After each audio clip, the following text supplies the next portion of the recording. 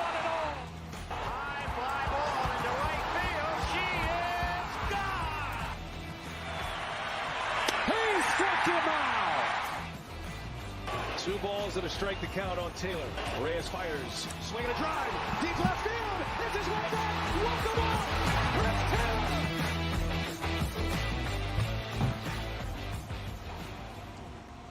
What's up, everybody? Welcome into DodgerHeads Live, presented by DodgerBlue.com. My name is Jeff Spiegel, joined tonight by Matt Moreno. Matt, fresh off of today's game. You're back. You're still in your nice-looking outfit. We appreciate you making time.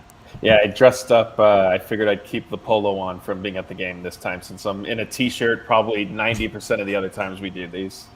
Well, I love it. I love it. We're going to get into today's game. If you're joining us, we appreciate you. If you're listening to this on Monday, we appreciate you as well. This is a new plan moving forward. Historically, we've done our long-form show. We've recorded it Monday morning and just posted it on YouTube via podcast, that kind of a thing.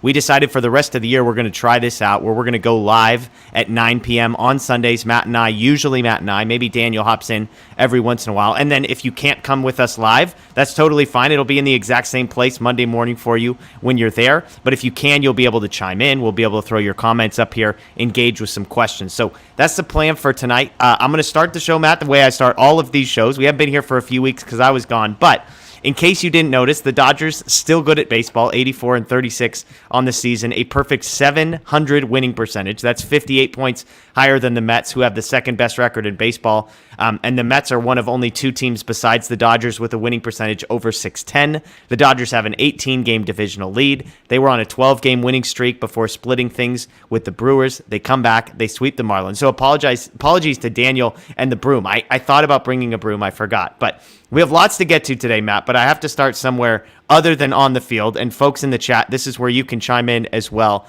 Today was a fun day at Dodger Stadium. You were there because the wives and girlfriends got to pick some walk-up songs, and there were some good ones in there. Let It Go, Craig Kimbrel, is one that we'll be talking about, I'm sure. Man, I Feel Like a Woman was so good it got picked twice. Freddie Freeman and Will Smith. Max Muncy had a song called Lip Gloss by Lil Mama, which I have to admit, Matt, I'm not familiar with that one. Pepio had Hillary Duff. Evan Phillips had Spice Girls. And so I asked you to preemptively ask your wife this question. What would she have chosen for you? Would she have been nice? Would this have been a Man, I Feel Like a Woman moment for you? Where would you have gone? So I asked her right before I got on. Her first choice was, she said she would pick Formation by Beyonce because she's a Beyonce fan. She enjoys that song. So would it just been for her? She just wants to hear that song as you're coming up. And it's okay. Like I don't hate it. I don't love it. I mean, it's fine. But then right as you hit record, she texts me saying, actually, it would be Juice by Lizzo, which... Oh, yikes. Yeah, so I was like, okay, well, I would have just told DJ Severe, hey, only play Beyonce, and let's just keep it at that. Say the other track got lost. Yeah, my wife initially, I think, went like the nice route of like, oh, you love this song, right? Like it was like a country song or something. And I'm like, yeah, but I mean, if you saw the list, I'm not sure that's the direction most people goes. So she ended up with Trouble by Taylor Swift. And she specified that if you're familiar with that song, she wanted the goat version where the goats are blaring in between choruses. So that was my wife's choices. She wanted Trouble. And I'm trying not to read too far into it. But I like Taylor Swift. I'm not sure that song is what I'd want to hear every single time. But you know, are you buying, by the way, Joe Davis saying that Craig Kimbrel needs to come out to Let It Go? He has the 10-pitch 1-2-3 inning. I mean, is there some magic there? Maybe. I mean, I'm assuming. So I know obviously he was picked by significant others. I think he has at least one young daughter that I've heard him, kind of speaking of. Oh, actually, he has a second child, a really young son who we saw at Kershaw's challenge, way too young, like close to newborn. So obviously not giving input. So I'm guessing that the Let It Go was driven kind of by his daughter. Okay. I'm not opposed to it. A few of the players, we have post-game interviews up on our YouTube channel. So once we're done with tonight's show, you guys can go watch those. Mookie said, I may need to keep mine because I did okay. Will Smith said the same thing. Dave Roberts even said the same thing. So I'm not opposed to it. I think I would just want maybe a little bit more clarity on, did the significant others pick a song that represents like themselves, or were they trying to sort of not embarrass but poke some I mean, fun? If you pick Man, I Feel Like a Woman, I think the motives are pretty clear on that one. So yeah, I mean, just a little bit more clarity in it, and then I wouldn't be fully opposed to it. Hey, when you're running away with the division, you're afforded these kind of luxuries if you guys want to choose to extend it. Yeah, absolutely. Absolutely. All right. Well, here's the plan for tonight. We are going to get into some real baseball talk. I promise you that. Dustin May is going to be the first item on the agenda. His performance, absolutely electric. What does that mean for the next few months? We're going to have the Craig Kimbrel conversation. It's impossible not to have the Craig Kimbrel conversation after the last week, so we're going to do that. We're going to talk Max Muncy. Is he back? Maybe, maybe not. Unbelievable August for him. Is it sustainable? We'll talk about the outfield. The way I see it, Mookie Betts is in right. You've got 4 guys competing for left field and center field reps. So where do we see those? And then I want to share a couple stories from my trip to Dodger Stadium, and I have some rapid-fire baseball etiquette, baseball stadium questions for you, Matt. You feel like an expert on these type of questions and conversations. So I'm just preparing you for that. But let's start with Dustin May. He's out for 450-something days. He comes in. You could tell the emotion was obvious. I mean, he's been out. It's one of those moments I'm sure it felt like I'm never going to pitch again. And there he is, pitching. He dominated in the minor leagues. He comes out, struggles in the first, loads the bases, gets himself out of a jam, and then ends up retiring the final 13 batters that he faces. 9 strikeouts in total, I believe on 4 separate pitches. Yes, it's the Marlins. We need to temper expectations a bit. But Dustin May's 24. He's got a 2.8 career ERA. If you look at the 5 starts last year and the start this year, he's striking out more than 14 batters per 9 innings, walking less than 3. He throws 100 miles an hour. He throws a slider that spins 9% more than the best slider in baseball. He found a changeup. He's not even 25. Are you sold on Dustin May after 1 start that he's back and that we can count on him? I am sold, and I'll cheat a little bit. I'm sold because of what we saw last year before he got hurt. And we had already seen, we've already seen him sort of developing and contributing. Last season, I think we were going to see, a pretty good year from him.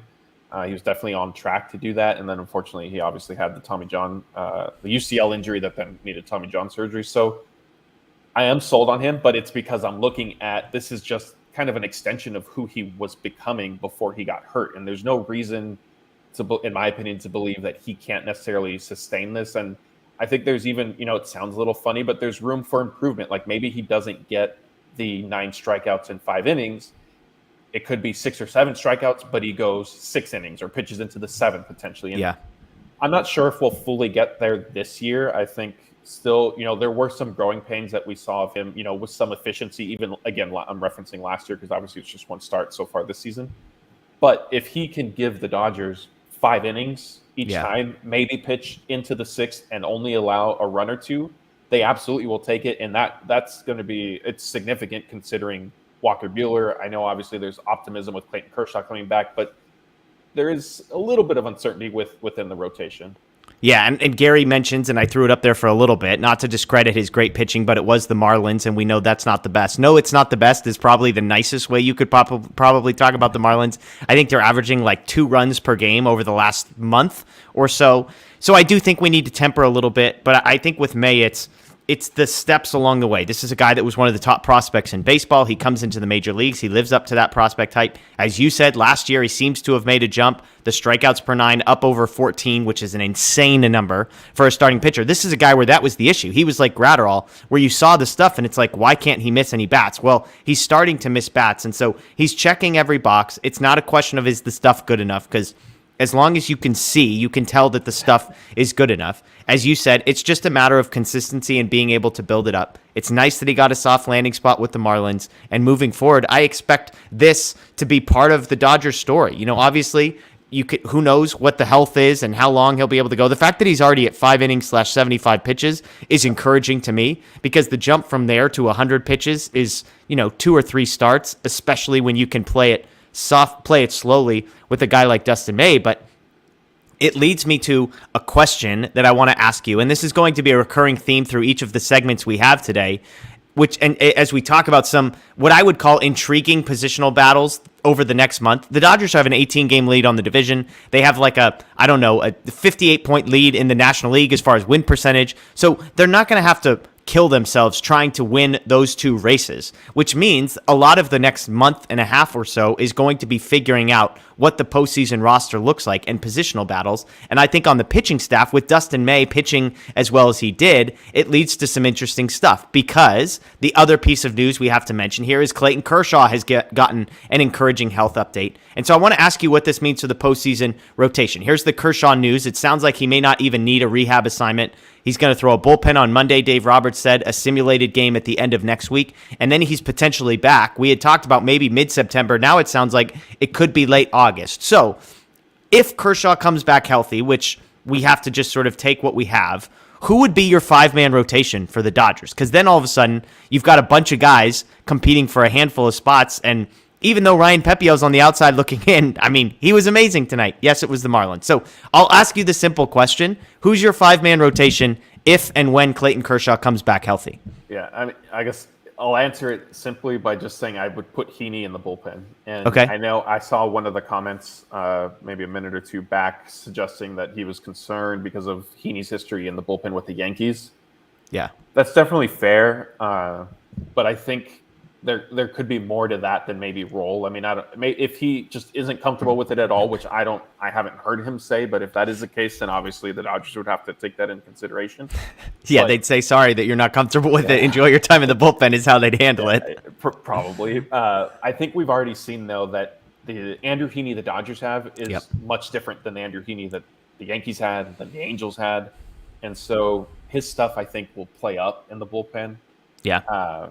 I don't think I see some comments saying Julio. I don't see that. He's too established as a starting pitcher. He's their ace. I mean, yeah. So I think it needs to be Heaney, and some of it is just unfortunate in terms of numbers, and you're just kind of the odd guy out. On the other hand, the other piece of it is I think his stuff can play up the best, and I think next on that list would be Dustin May. Well, okay, this is going to be my follow-up is, okay, it's hard enough to get it to 5, but when we get to the postseason, we're talking about a 4-man rotation. So you have Dustin May as the odd man out when they go to a 4-man rotation, leaving Julio, Tyler Anderson, Tony Gonsolin, and Clayton Kershaw as your 4-man rotation in the postseason.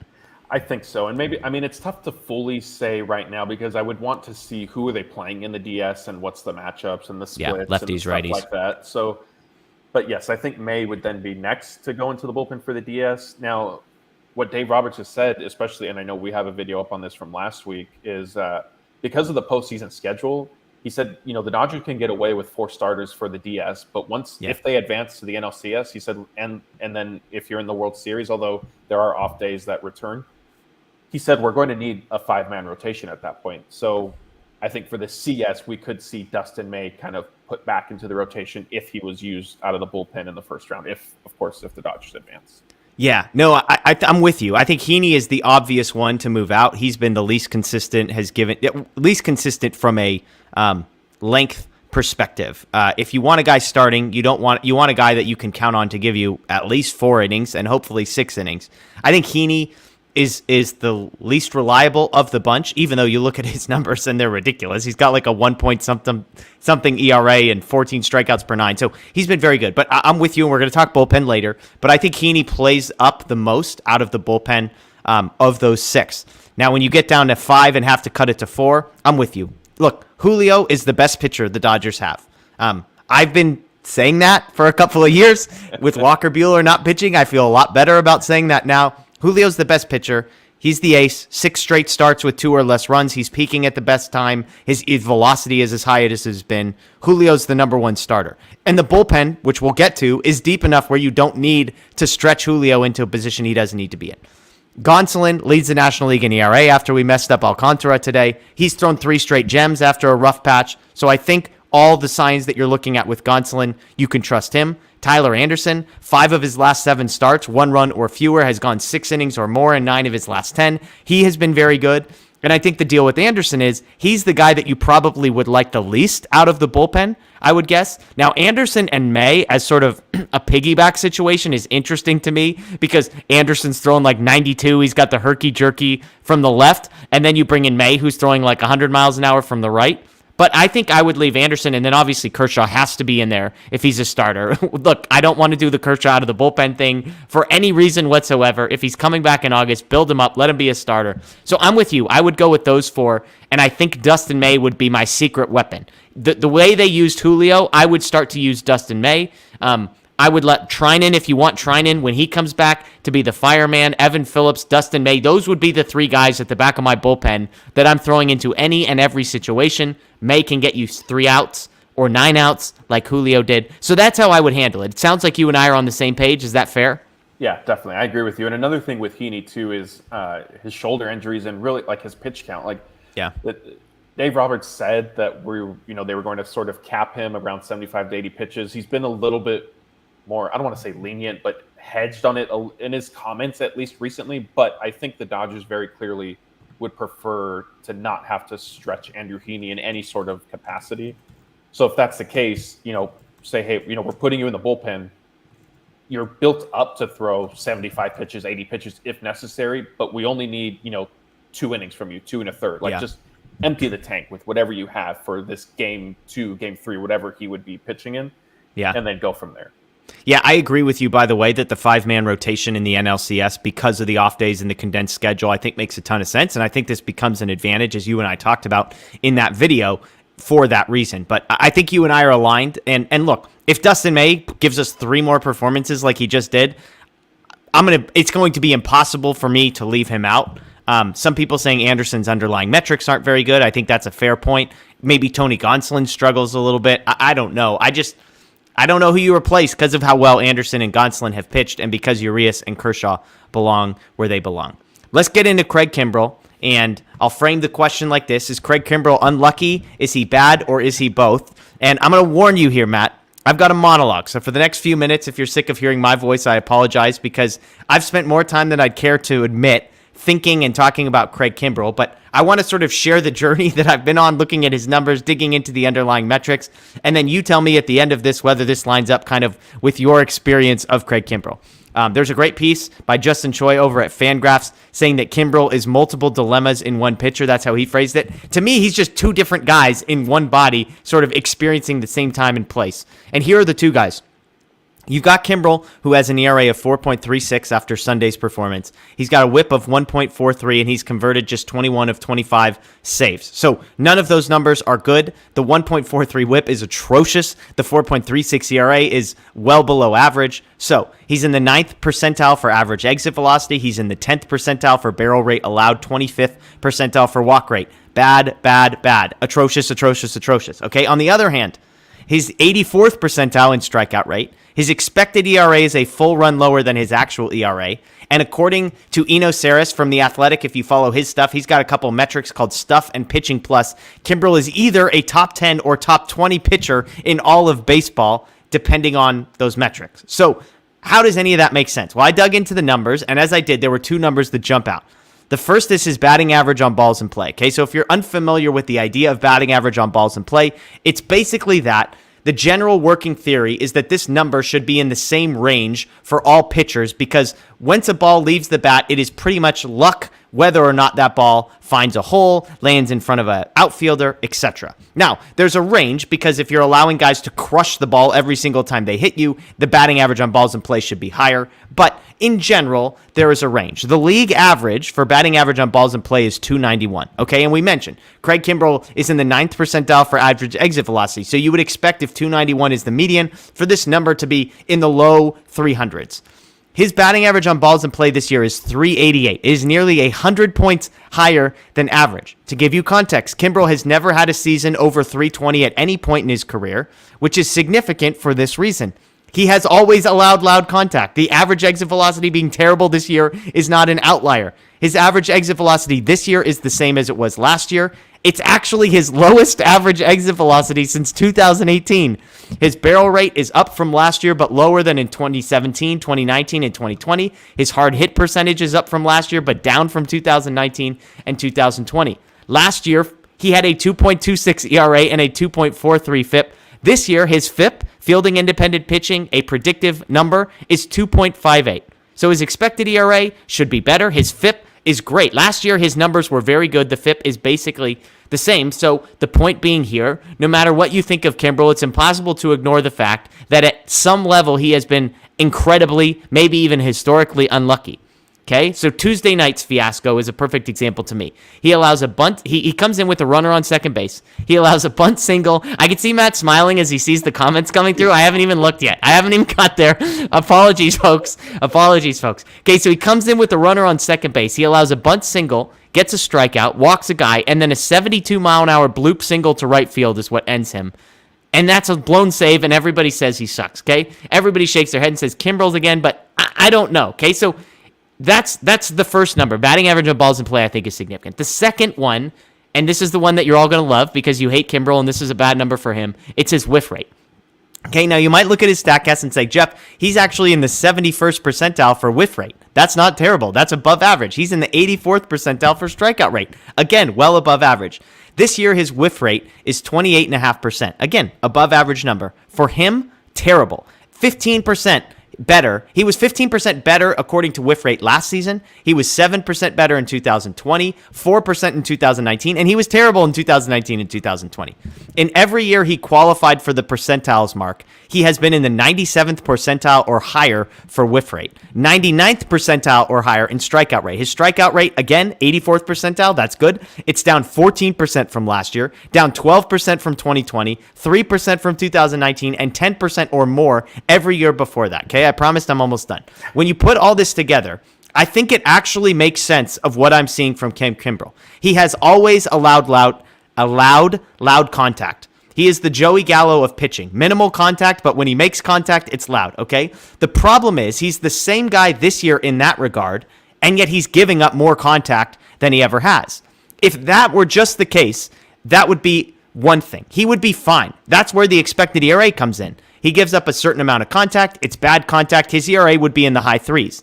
Add in the gasoline, which is a batting average on balls in play that is 100 points higher than at league average, and all of a sudden, you go from a guy who is a seventh-ish inning guy with a 3.8 ERA to a guy who has been as atrocious as Craig Kimbrel has, DFA-worthy numbers when you look at the whip and the ERA. So my question is, I'm done now. Does this jive with your Craig Kimbrel experience? Are you out completely? Are you out on him as a closer? Or are you slightly optimistic? Because what I would say is the Craig Kimbrel I see is a guy who is a solid middle reliever who has been incredibly unlucky. That's my take on Craig Kimbrel after looking at the numbers. Your thoughts? Man, well, first of all, the comments were hilarious throughout all of that, so I hope you can go back and see some of them. I'll start throwing some of them up on the screen for people on the live stream. Yeah, I mean, what you said makes sense. It definitely matches what I feel that I've seen from him. He's been unlucky. I think that there is merit to that. There is truth to that. But he's also kind of put himself in bad situations with walks. And Dave Roberts said it the other day that he feels that Kimbrel has chased strikeouts instead of outs. And Roberts said, like, I don't care how the outs come. Like, you need to get them. You need to be more efficient.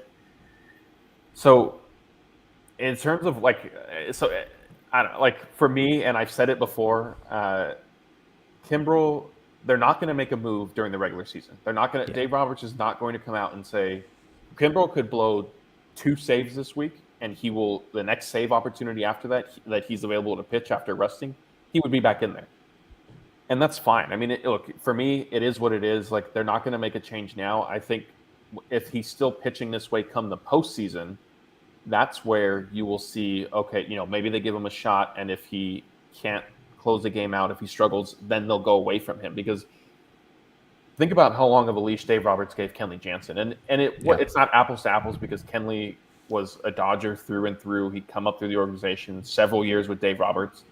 Kimbrel is, effectively, a hired gun type thing. He's a free agent after this year, completely new to the organization. And so I don't think they're worried about, and I don't think he'll be back next year. I think that's the same. Look, all the numbers I just said, Craig Kimbrel will not be a Dodger next year unless it's a minor league contract. I don't think there's any interest from the Dodgers really in re-signing him. So I don't think they would necessarily be concerned with hurting his feelings potentially in October if it comes to it. And so that's kind of where I stand. I'm not gonna get up in arms if he blows a save a week from now, because I think the Dodgers are playing for the bigger picture, and they'll address it and make changes when the time comes. Now, all of that being said, I will say what's interesting is, and we've seen it, like I alluded to with Heaney, We've seen it with Chris Martin. We've seen it with pitchers in the past. Like the Dodgers have, we've talked about it, their reputation, Mark Pryor, the pitching coaches, of reviving careers or refining pitchers and helping them, reach another level.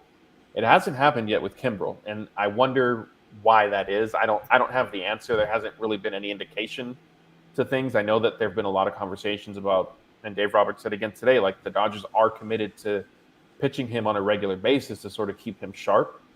But he hasn't seemed to get that sort of extra boost that pretty much every other pitcher has, which I think is interesting. Yeah. And again, I mean, I wonder if he has just a normal batting average on balls in play and the ERA is like 3.8 instead of 4.3, are we still having the exact same conversation? People would be frustrated, but I don't think it would have risen to the level of anger that it currently is at. And it's impossible to imagine because all of us can't get out of our head that none of us feel comfortable when he comes in a 1-run game or a 2-run game or a 3-run game. We feel fine in a 7-run game or whatever he came into today. Those are the situations that we let Craig Kimbrel in. And so I'll just be fascinated because I've said all year, the stuff looks good. Like the curveball looks nasty. The fastball is still 97, sometimes 98. He's still getting whiff rates at an above average rate. He's still striking people out at an above average rate. My head can't compute that the guy can throw pitches like that and not be successful. And I would even add over the last week, I feel like when he has missed, because he did walk a guy in that situation I described on Tuesday, it feels like the misses aren't nearly as bad. It feels like they're close. They're in the range of reasonable expectations. And yet it's because he's not missing more bats that guys foul off, and then all of a sudden ball 4. That's the problem. He can't get the put-away pitch that he's used to, and as a result, at-bats are staying longer, which means there are more walks or more contact. Okay, so this leads to the same vein of question that I asked you among starting pitchers, which is, if Craig Kimbrel, etc., is struggling the way that he is, and there's some guys that are due back, where does Craig Kimbrel fit into a bullpen that, as Dave Roberts has said repeatedly, once we get to the postseason, the best players will pitch in the best spots, and the best players, it'll be entirely a merit system. Craig Kimbrel will get no benefit from being Craig Kimbrel and being a Hall of Famer, etc.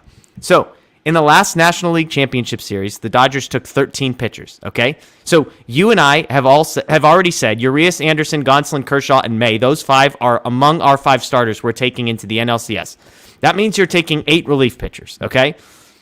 I think Evan Phillips, Blake Trinan, again, we're assuming health for the guys that are due back in the next few weeks, okay? So Evan Phillips, Blake Trinan, and Caleb Ferguson, those would be the 3 guys that I think are locks for the Dodgers. I think Yency Almonte, if he's healthy, would be the 4th. So we've got 5 starters, we've got 4 relievers. Of those 9, are you in agreement that if those 9 guys are healthy, that those 9 would be among the 13 relief pitchers that the Dodgers take into the postseason?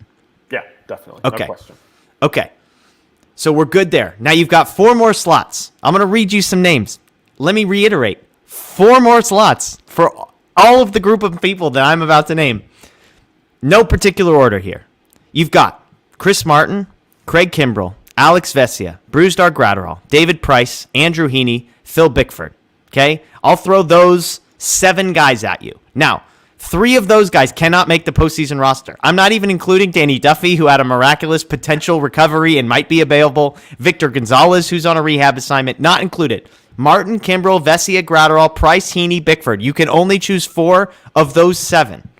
Who are the 4 that... Give me a couple names that maybe jump out to you right off the bat, because you're not looking at the 7 names like I am. Martin, Kimbrel, Vesia, Graterol, Price, Heaney, Bickford. Which 4 do you like?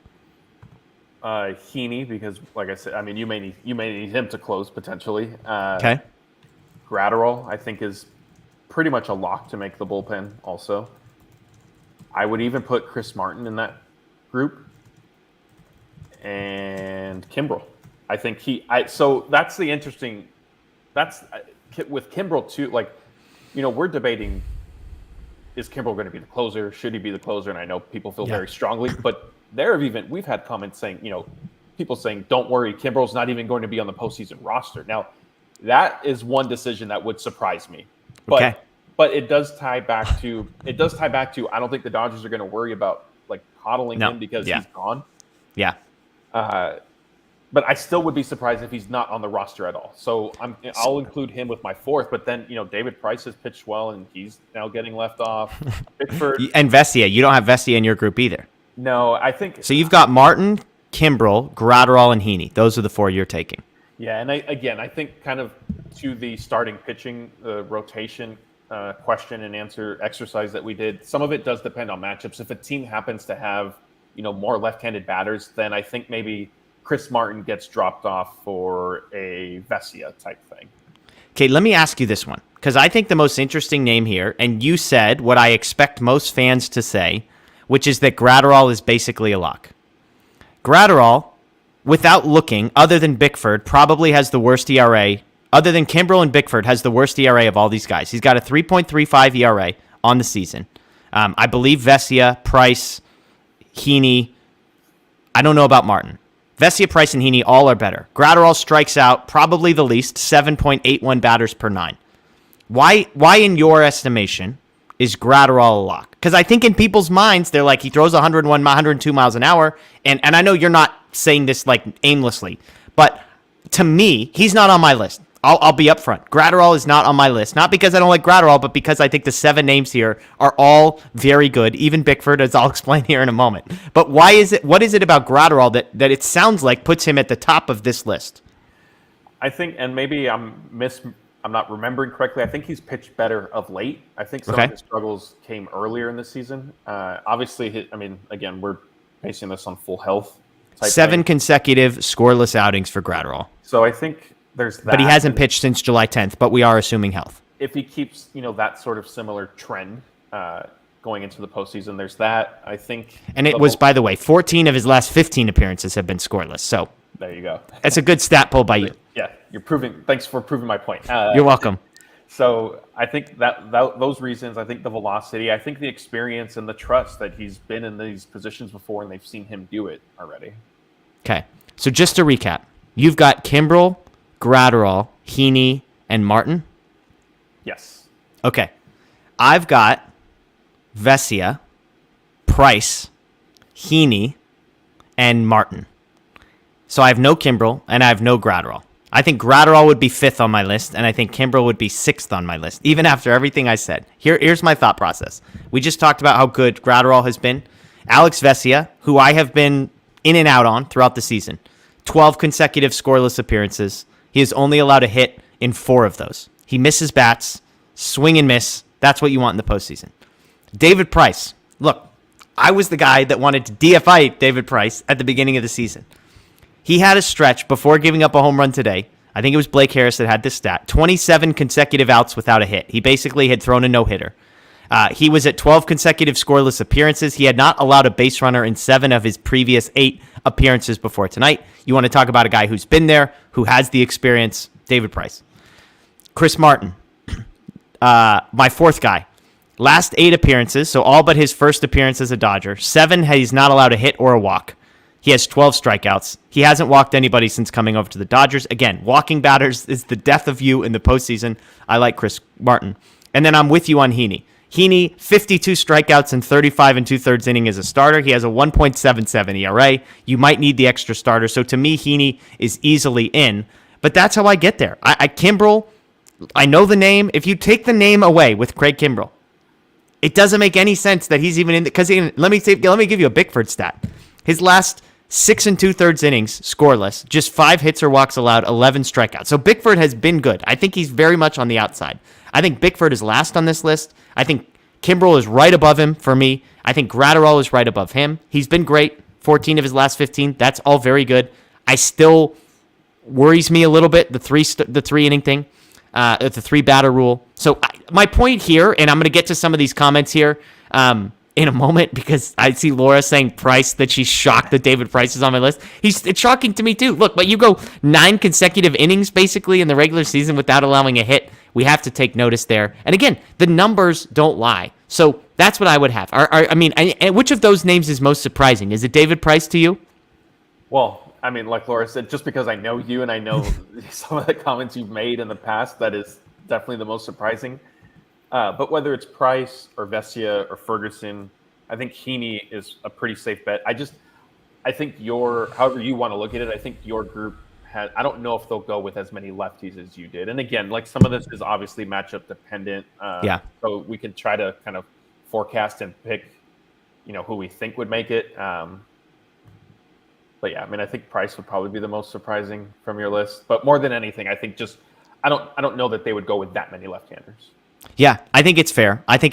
And I just, the point of this exercise is I'm not here to tell anybody that they are right or wrong in how they want to handle this. I mean, I think Bickford's the only guy on this list that if he was on your list of 4 out of this 7, I would be shocked. You would be drinking all of the Kool-Aid in the world about his last 6 2/3 innings, which have been good. 11 strikeouts in his last 20 outs, okay? So that's like a really good strikeout rate.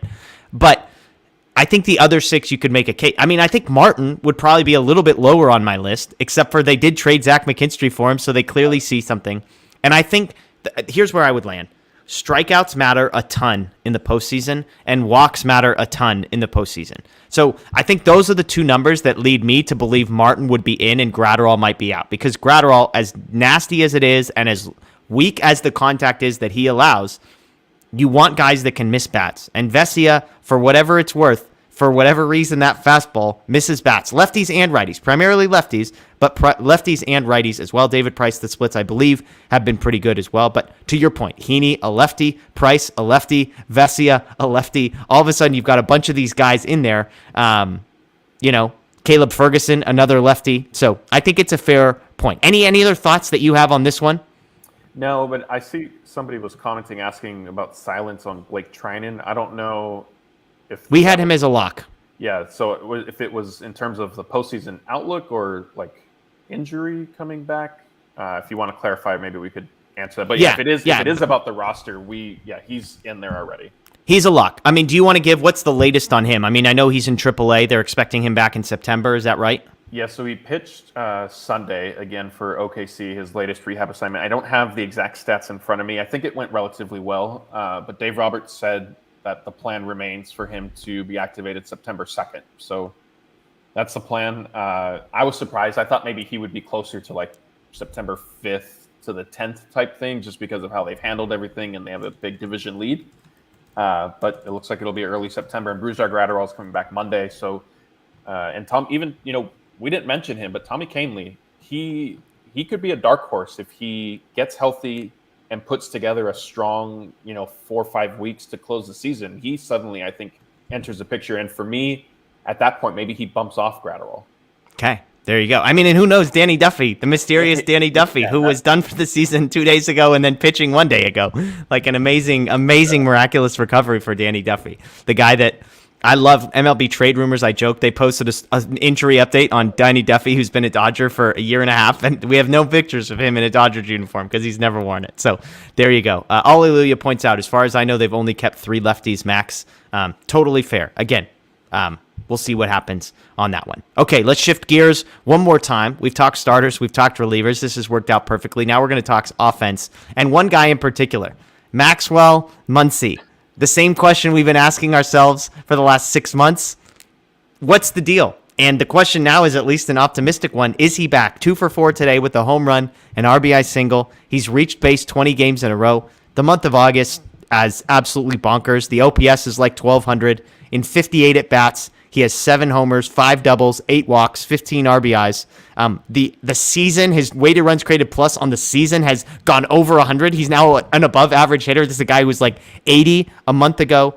The swing is different. Fabian Ardaya at The Athletic had a great piece. He's got that little back foot shuffle, talking about how what felt good in his swing turned out to not be good. He needed to break everything down and reboot. So the question is easy, Matt. Are you buying Max Muncy as we're seeing him today? Yeah, absolutely. And I mean, maybe there'll be a little bit more of a regression. I don't know if he may stay this quote unquote hot for, the next 6 weeks, I guess, or whatever it is. But I think Muncy is back in a sense that he's not the player we saw for, the first half of this season, who was striking out, looking, swinging through pitches, popping everything up. I think he clearly finally figured out what his issue was and addressed it and solved it. And so now he's, simply, it's like you asked, and to simply state, like, I think he is back. So are you, Now define for me what back means. Like 2019, 2020, 2021 Muncy, you're just penciling him into the lineup? Yeah, I mean, I think so. He's still the disciplined hitter. He's not. I think the strikeouts have improved, and maybe he's not necessarily going to hit for as much power consistently as we saw him at his peak years, but there's still enough in there. Yeah, I mean, you look at the numbers, again, 58 at-bats, incredibly small sample size, but 7 home runs. I mean, we used to joke about Edwin Rios' home run per at-bat and how historic it was. This is higher than that. As you said, it's not sustainable. He's got 5 doubles on top, so 12 extra base hits. He's getting an extra base hit less than every 12 at-bats, walking on top of that. And so the numbers are ridiculous. Somebody pointed out this isn't just like Max Muncy. This is like peak on a freaking heater Max Muncy that we're seeing right now. And so I'm with you. I mean, I said it with Justin Turner. I was skeptical. Justin Turner, we'll get to in a little bit, has been good to very good, somewhere in that range, an above average hitter for the Dodgers. And so with Muncy, I was always more confident in Muncy because I had less reason to believe that he wouldn't figure it out, the injury, whatever. And so the stretch is long enough now for me to believe it. So I'm optimistic. I'll put it that way. I'm buying the Max Muncy stock if it was still out there. And so now that leads to the question, the same type of question we've been asking. As we look to the last month, there are a lot of competitions for at-bats and playing times. If Muncy is Muncy, Justin Turner has been Justin Turner. He's got a 106 weighted runs created. Plus, we know the playoff resume, professional at bat. Those guys are going to be in. So if Muncy is your third baseman, we know Trey, we know Lux, we know Freeman, we know Smith, we know Mookie, and Justin Turner, you pencil him in as your designated hitter, then we're talking about the outfield as the only place there is really competition going on. Again, Mookie, right field, pencil it in. So, simple question for you, Matt. Nothing to talk about here. Who would you put in your outfield today if you needed to win a baseball game? And I'll even give you some more information if it matters to you. It's a right-handed pitcher on the mound. Who are you putting into the game if you need to win a baseball game? If the playoffs started tomorrow and the playoffs didn't start tomorrow, it's game 7 tomorrow, and you need to win. You're not caring about hurt feelings or any of that nonsense. You need to win. Who's your center fielder and who's your left fielder? So you said it's a game 7? Oh my goodness. Sure. It's a must-win playoff game. Okay. It doesn't change a lick for me, I'll be honest. I'll give you a righty, which again, full transparency, changes nothing for me. But go ahead. Well, we'll end up disagreeing here in this. Because you're going to go Bellinger. You're going to go Bellinger. But I'll do a little bit of a curveball. I'll do Bellinger in center field. Okay. Trace Thompson in left field. And I know it's a righty, but I'm going to have Joey Gallo on the bench because I think the Dodgers need a little bit of pop off the bench. Okay. And he's going to be able to provide it. And Trace Thompson. Who's he going to pinch hit for, though? I mean, you can figure it out later. I don't know. Trace Thompson has he'll pinch hit for Trace because Trace has reverse split. So if a righty's starting, those are the games that you probably want to get him in, even though he's been playing kind of against lefties. My concern with Trace, I'm not sure what level he'd be able to sustain playing like on a literal everyday basis. That's my one question with him. And so if you went into the playoffs and he was your everyday starter, no matter what, I don't know if we would necessarily see the production that we've been getting when he's making semi-regular starts. Yeah. See, I almost wonder if his numbers improve because he's actually playing every single day. It obviously, yeah. I mean, that's definitely an argument. It could. Yeah. Okay, so you've got Bellinger in center and Trace in left.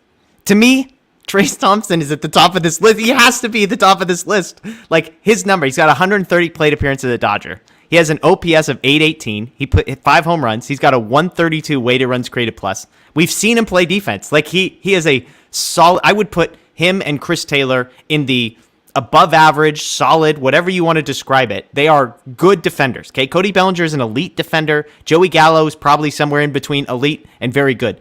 Trace Thompson is very good. He has a 132 weighted runs created plus. He has to be in there.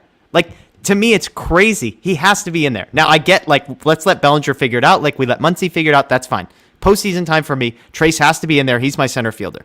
And as you said, against righties or lefties, it doesn't matter because basically all these guys suck against lefties, but at least Trace is a right-handed hitter. So you feel better about that. So Trace is in. My second one is actually Gallo. I am buying the small sample size of the Dodgers and Gallo for this reason. I think Bellinger's out. Like, I think Bellinger, his OPS after a home run today is 665. His weighted runs created plus is 85th. He's in the 6th percentile for expected batting average, 11th percentile for strikeout rate, 36th percentile for walk rate, 42nd percentile for hard hit. He's got a 578 OPS against lefties, a 695 OPS against righties. So he's close to average against right-handed pitching, but Trayce Thompson's at like 150 against righties. So there's no competition there. The defensive gap is smaller than the offensive gap between Trayce Thompson and Cody Bellinger. So I've got Trayce Thompson in center field. Left field for me, it's Gallo because it comes down to Gallo versus Taylor. Again, his splits are better against lefties and against righties than Chris Taylor's are.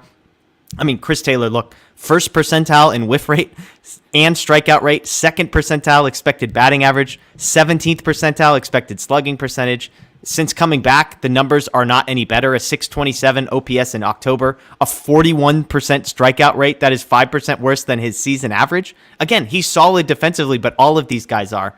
Joey Gallo, small sample size, I get it. Until I am proven otherwise, I would take him defensively in left field over any of these guys because I don't, Cody in center field and Trayce in left, fine. But the bat for Gallo carries it to me. And to a point that you made, and I think this matters, having bench bats, like, I don't know why it matters to have bench bats because in theory, the Dodgers offense is going to be so deep and I want like all of those guys to hit. Like I asked, who is Joey Gallo going to pinch hit for? Maybe Cody Bellinger, but if that's the case, then just let Joey Gallo hit all of the time. So that's where I'm at. I've got Thompson and I've got Gallo. Your thoughts?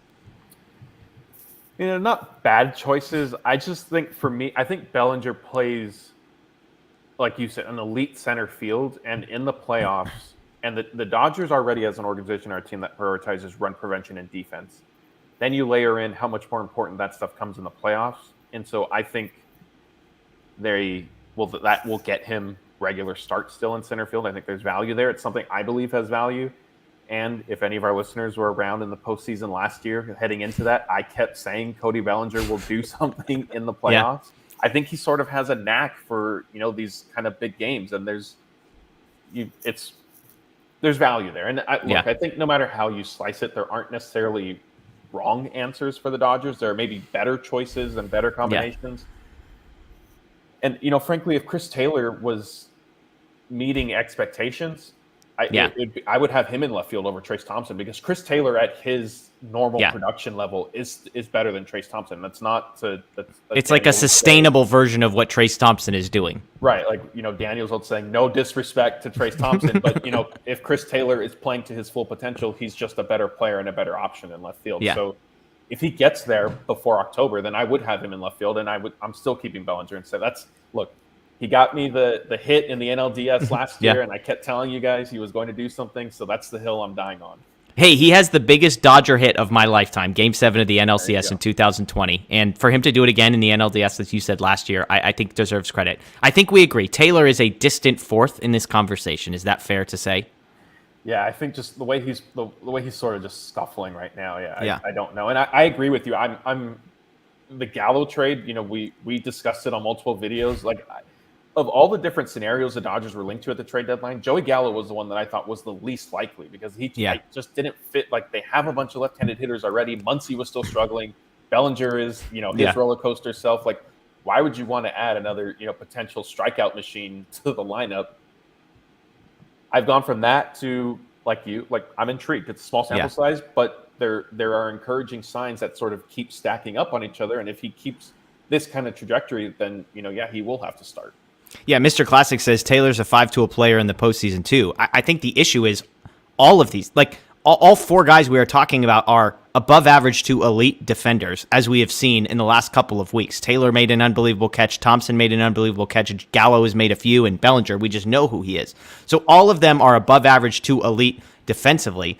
So when you cross that off of the Chris Taylor list, and now you're just looking at the offensive profile, because he's not an upgrade over Gallo, or I would even argue Trayce Thompson defensively, there's nothing in his offensive profile and the way he has performed on the entirety of this season that gives you any reason to believe he's going to figure it out. Gallo, we could talk about the small sample size, but we don't even have a small sample size of positivity. It's not like Taylor has been good for the last week. He's been worse in August than he has been basically at any other point this season. Trayce Thompson, again, I was pessimistic. If you've been following this show, there were moments where I was like, he struggled going into the All-Star break. Is this really sustainable? He's an OPS over 800, a 132 weighted runs created plus, 130 plate appearances is getting to be a sample size that you have to take seriously, and it looks the part. And so, again, I think I agree with you. If you say Bellinger, Gallo, or Trace, I think you can do no wrong. I think Taylor, I would have a really hard time believing in. Now, full disclosure, I was the guy that's saying, why is Chris Taylor in the wild card game last year? And then he hits the go-ahead home run. So I've been wrong on Chris Taylor in postseason moments before. But some interesting ones to watch, right? That's sort of the point, the theme of this show. You look at the starting rotation, Kershaw due back earlier than expected, Dustin May dominant. The thing to watch over the next month and a half is how do those 6 pitchers, Andrew Heaney included, factor in to what things look like? Can Gonsolin sustain it? Can Anderson sustain it? Can Heaney show some consistency? That will be interesting. The postseason, we talked about it. There's about 12 relief pitchers fighting for 7 spots if you include Heaney in that bunch. How are those things going to shake out? Is Bickford going to continue to be great? Is David Price going to continue to be great? How does Gratterall look when he comes back? Interesting questions. And then I think in this one, we're not going to be talking about a small sample size with Joey Gallo or Trace Thompson a month and a half from now. Cody Bellinger is going to be given all of the opportunities in the world, like Max Muncy did, to figure it out. He has not done it yet. He hits the home run. People get excited. He goes 0 for 13 after that. So we'll see. Just some interesting things to watch in that regard. All right, let's close the show with some odds and ends. I want to share a couple things about my experience with Dodger Stadium because I had a fascinating experience. So the first time I went to both Twins games. The first game, both actually, I was sitting 2 sections apart. It was totally random. We were field level, way out down right field. I think it was like section 48 and then section 52. The first time I went with my girls. I've got a 1.5-year-old, almost 2-year-old, a 6-year-old, an 8-year-old. I went with my wife, my mom, my cousin. So it was like a bunch of us. My girls' first game. It was fascinating. It was hilarious because all my girls cared about was when they were getting ice cream. I'm sure anybody who has small kids can relate to this. Like my 6-year-old after the game, I was like, do you want to go again? And she was originally like uninterested. And then it was like, is there ice cream in a pink helmet cup at the end of this next one? Because if so, then I'm interested. So that was a fun game. That one went great. No issues there. Everybody loved it. Positive experience. The next night, I go with my mom and my dad, Freddie Freeman bobblehead night. And I can't remember at this point. I think we were in section 48. So 52 or 54 is like the last section before you get to the bleachers. Matt, these were the worst seats. They were unviewable seats. Like the way that the seats were, we were on the same vertical level. I think Laura I posted something on Twitter. She said she's had this experience. We were on the same level vertically as the row right in front of us. And your seats are basically pointed straight at Mookie Betts. So you've got to tilt to be able to see home plate. You couldn't see anything because the people in front of you, their heads were literally right in front of home plate. I joke that when they show on Sportsnet LA, like the folks sitting out behind the pavilion, I'm like, you have tickets to the game and you're just sitting at a table watching this on TV. Why would you be that? Matt, that was me. 3 innings in, my dad's like, I cannot see home plate. Like my mom could see the pitcher and not the batter. My dad could see the batter and not the pitcher. It was, I couldn't believe it. They were like, I've sat everywhere in that stadium. Inner reserved. I've been in the worst top corner seats in outer reserved, like very top corner. I've been in top deck. I've been in the bleachers. Whatever section I was in, they were awful. Awful. Like, have you had any experience? I didn't know there was a bad seat. There is a bad seat in Dodger Stadium. I sat at it. It's in the field level. No, I haven't experienced that specifically, and that's interesting. I've never heard anybody say hey, this is what's going on. I do know that depending on, I think, what section you're in, sitting too low, people think, oh, I want to get a row closer to the front. That's not always good at a baseball game. I think sometimes to be a little bit further back so you could kind of see everything. You're not necessarily quite eye level with stuff. That's interesting. I've never heard that specifically about Dodger Stadium. Yeah, Laura says, so this theater seating seems to start about 10 rows back. That would jive. I think we were in row D on the bad night, and we were row K in the good night. So definitely could have been there. And it was Freddie Freeman bobblehead night, so there was no chance we could move anywhere. Every seat was taken. The other thing that I thought of, because I also went to Disneyland on this trip, I expected in my head Disneyland to be the most overpriced, once you're in, the tickets are crazy, okay? Once you're in food, drinks, to be the most overpriced place in the world. After going to Dodger Stadium, Disneyland is a discount. Dodger Stadium, I mean, like, I live in Portland. I hadn't been to a game in a few years. It is outrageous how expensive stuff is. It was like $19 for a beer. $19. I went to Disneyland and got like a normal meal for $12. Like, it's crazy how expensive it is. Yeah, I think I've just been conditioned to it at this Yeah. point. I mean, obviously I haven't, when I'm in the press box, they sell food in the dining room. Okay. And it's just a flat fee, like I think it's $9. And so that's it. So I rarely have had to like eat out in the stadium. So for the past few years, like I haven't really gone to games like with tickets. But when I have, on those rare occasions when I have gone with my wife, like honestly, because we know that it's so expensive, we just eat beforehand. Yeah, that's the move. And then you go there and you just go to the game. And it's Tommy's. You got to go to Tommy's right down the street, get the chili cheeseburger, and then cruise in. It was a rookie mistake. I was with parents, traffic. I had no choice, but I was so disappointed. Yeah, and I don't know. I don't want to incite any crazy things in the comments, but the Dodger Stadium food has improved over recent years, but is still lackluster in my opinion. Yeah. I don't think, I don't think I ate it. I had a Dodger dog one night, had to do that, did nachos. Those are my go-tos. But yeah, somebody told me to try the pulled pork and we went and they were out. That was like the Loge level. Like we went and they're like, come back in 10 minutes. We're like, it's Freddie Freeman bobblehead at night. 10 minutes from now, there's going to be 100 people in line. So anyways, all right. I was thinking about this, Matt, and you have fascinating opinions on everything. And so I have 3 questions for you that I need to ask you. The first, they're gonna get more complicated, I think, as we go, okay? The first one, if you're sitting in the stands, are you a bring a glove to the stadium guy? Like if you're field level, are you bringing a glove? So I haven't taken a glove with me since I was a kid.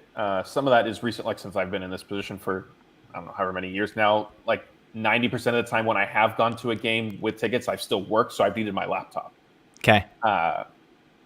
That being said, I don't have strong feelings one way or the other over adults taking a glove, but there's the caveat of if you have a glove and you go to make a play, you better make the play because I'm not cutting you any slack where if you have your bare hands, it's a little bit more challenging.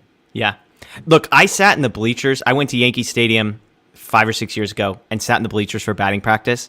If you have not stood in the bleachers and watched a home run come, like they are traveling 100 miles an hour faster than you think they are traveling. I used to watch for years. I was like, these idiots, bare hands, you can't even catch it. Like, it's not that I was terrified. The ball came near me. I wanted nothing to do with it. So I'm fine with a glove. I don't bring a glove. Like, we were not in home run territory. Foul ball, I think I'd be fine bare hands. But if I'm in the bleachers, I'd probably bring a glove or get the heck out of the way. Okay, number 2.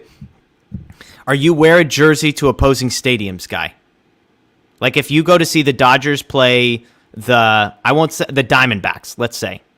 Dodgers, Diamondbacks in Arizona. You're there as a fan. Are you wearing a Dodgers jersey?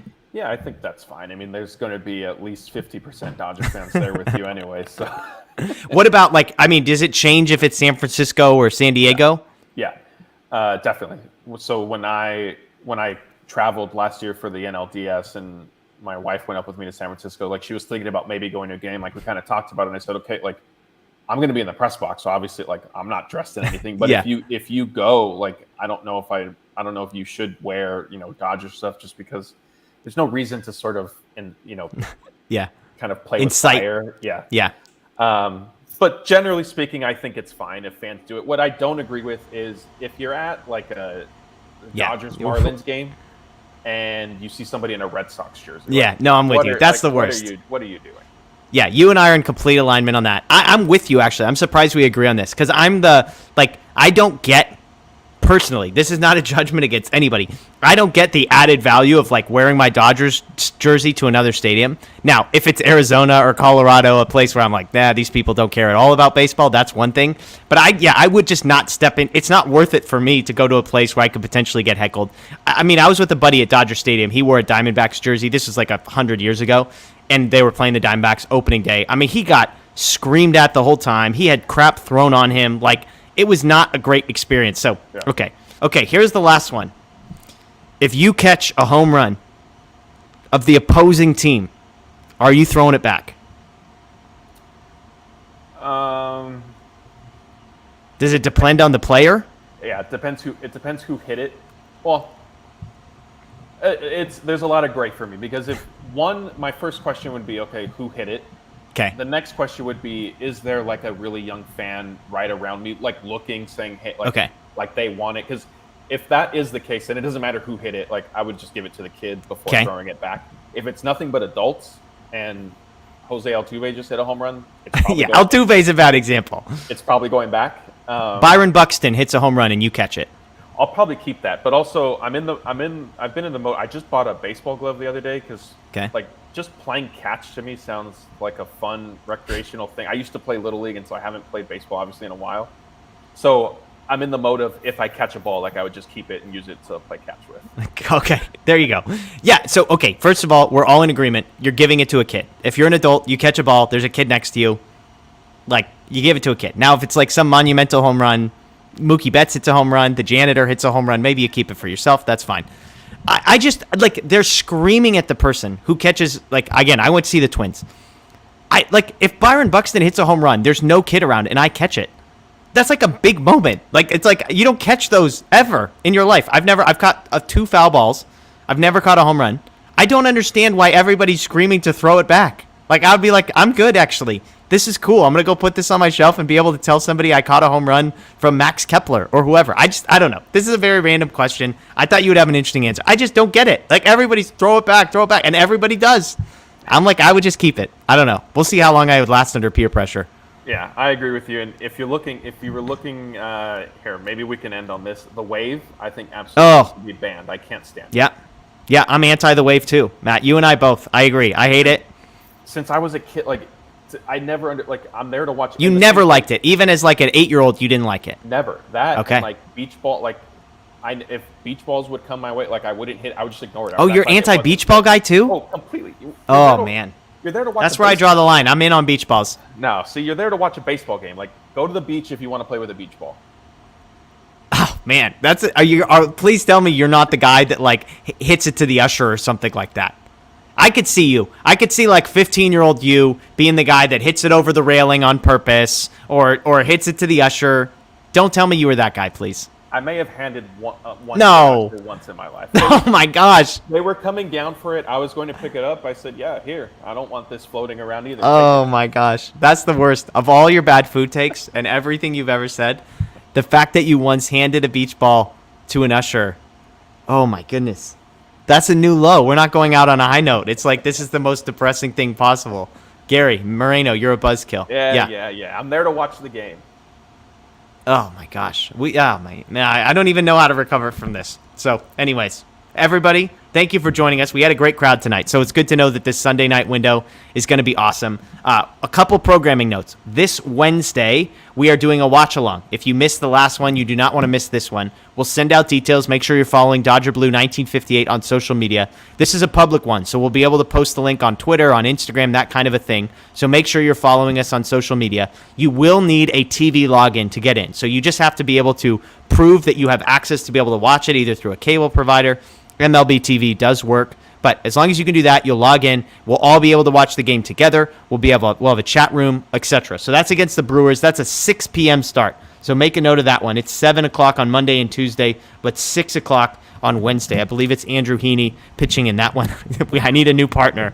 Man, geez, Louise, you're getting crushed. I just lost you. You just muted yourself, I think. Yeah, I was laughing at the one that said I'm the guy who takes it and pops it. I mean, I don't know would you pop it?